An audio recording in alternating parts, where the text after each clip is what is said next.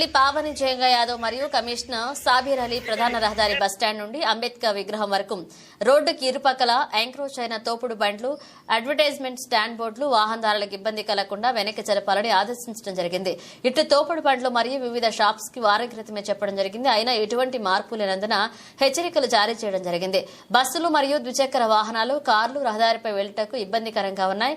కావున తోపుడు బండ్లు మరియు ఫుట్పాత్ పై అక్రమంగా పెట్టిన షాపులను వెంటనే తొలగించాలని మున్సిపల్ సిబ్బందికి ఆదేశాలు జారీ చేశారు కమిషనర్. ఈ కార్యక్రమంలో 18వ ward councillor Ravinder, Siraj, sanitary inspector Srinivas, environment engineering Rajesh, worker inspector Maruti, Sunny, స్థానిక ప్రజలు, సిబ్బంది పాల్గొన్నారు.